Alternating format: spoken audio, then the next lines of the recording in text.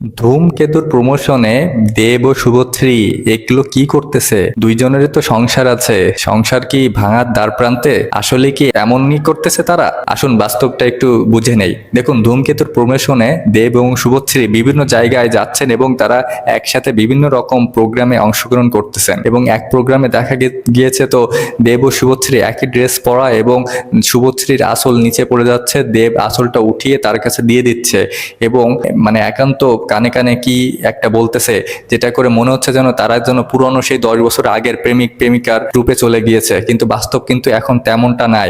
শুভশ্রীর কিন্তু 2 সন্তানের মা এবং দেবও কিন্তু এঙ্গেজমেন্ট অবস্থায় রয়েছেন, তাতে করে দুইজনেরই কিন্তু পরিবার সংসার রয়েছেন। এবং এই ধূমকেতু হয়তোবা অনেকেই বলছে যে মুক্তি এতদিন পায়নি, কারণ দেব শুভশ্রী আবারও একত্রিত হবে, সেটা দর্শকরা দেখবে। সেই উপলক্ষে এখনো পর্যন্ত ধূমকেতু এর জন্য মুক্তি পায়নি।